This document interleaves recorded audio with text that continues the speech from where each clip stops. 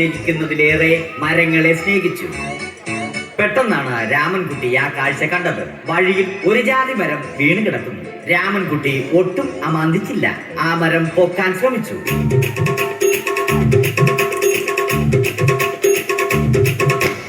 നടക്കുന്നില്ല. പിന്നെയും പിന്നെയും പൊക്കാൻ ശ്രമിച്ചു.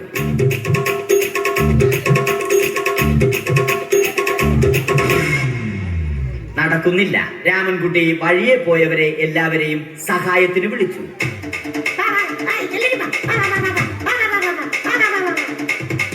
ആരും വന്നില്ല. അവസാനം കുടുംബശ്രീ യൂണിറ്റിൽ തൊഴിലുറപ്പിന് പോകുന്ന പെണ്ണുങ്ങളെ സഹായത്തിന് വിളിച്ചു.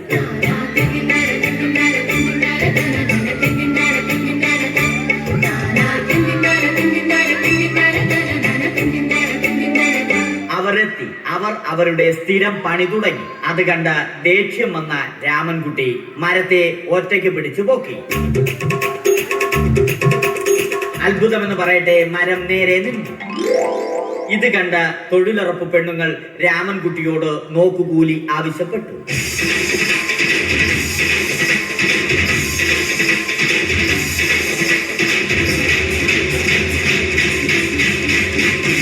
പോക്കറ്റില്ലാത്ത ബനിയൻ ധരിച്ച രാമൻകുട്ടിയുടെ പോക്കറ്റ് വരെ കീറിയിട്ടാണ് പെണ്ണുങ്ങൾ പോയത്.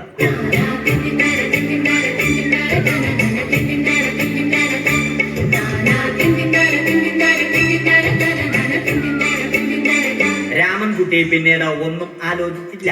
മരത്തിന് ഫാക്ടംബോസ് 2020 സെപ്റ്റംബർ 14 നൽകി. മരം തഴച്ചു വളർന്നു. ഇത് കണ്ട രാമൻകുട്ടിക്ക് സന്തോഷം വന്നു. സന്തോഷം വന്നാലും ദുഃഖം വന്നാലും രാമൻകുട്ടിക്ക് മരത്തിനു ചുറ്റും ഡാൻസ് കളിക്കുക എന്നുള്ളത് രാമൻകുട്ടിയുടെ മാസ്റ്റർ പീസ് ആയിരുന്നു. ആ മാസ്റ്റർ പീസ് രാമൻകുട്ടി ഇവിടെയും എടുത്തു.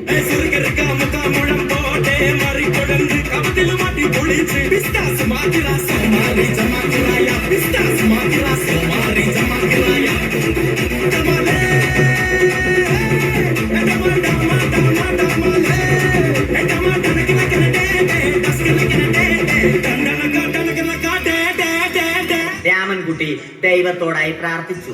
നിങ്ങൾ എനിക്ക് ആയുസ്സും ആരോഗ്യവും തരൂ. ഞാൻ മരങ്ങളെ സംരക്ഷിച്ചു കൊള്ളാം. കാരണം മരം ഒരു വരമാണ്. അവന്റെ പ്രാർത്ഥന ദൈവം കേട്ടു. ആ മാവിൽ നിന്നും വീണ തേങ്ങ രാമൻകുട്ടി മോങ്ങാതെ ഇരുന്നു തിന്നു. അപ്പോഴാണ് രാമൻകുട്ടി മറ്റൊരു കാഴ്ച കണ്ടത്. രാഘവൻ വരുന്നു.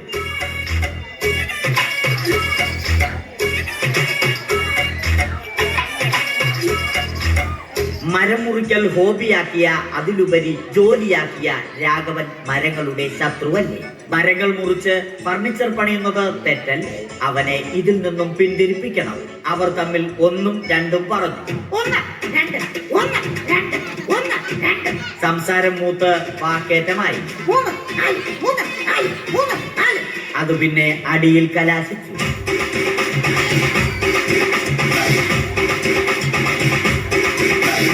നല്ല മനസ്സിന് ഉടമയായ രാമൻകുട്ടി കംപ്ലീറ്റ് അടിയും വാരിക്കൂട്ടി. ഒടുവിൽ രാമൻകുട്ടി സർവ്വധൈര്യവും സംഭരിച്ച് രാഘവനോടായി അലറി. മനസ്സലിഞ്ഞ രാഘവൻ രാമൻകുട്ടിയെ അരികിൽ വിളിച്ചു. കൈവാക്കിന് കിട്ടിയ രാമൻകുട്ടിയെ രാഘവൻ ഒട്ടിറൊട്ടിയാക്കി മരത്തിലൊട്ടിച്ചു.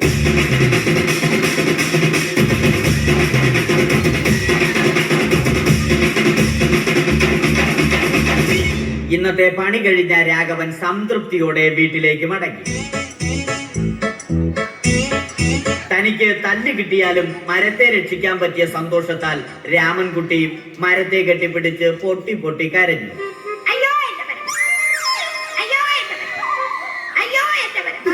കാരണം മരം ഒരു വരമാണ്. കെട്ടിപ്പിടിക്കൽ ഏറ്റുവാങ്ങിയ മരം നാണം കൊണ്ട് ചില്ലകൾ താഴ്ത്തി. മരത്തെ രക്ഷിച്ച ക്ഷീണത്തിൽ രാമൻകുട്ടി മരച്ചുവട്ടിലിരുന്ന് ഉറങ്ങിപ്പോയി. പെട്ടെന്നാണ് അത് സംഭവിച്ചത്. പ്രകൃതി അതിന്റെ തനിക്കോണം കാണിച്ചു തുടങ്ങി. മഴയും കാറ്റും ഇടിയും വന്നു. അതോടൊപ്പം കോളും വന്നു.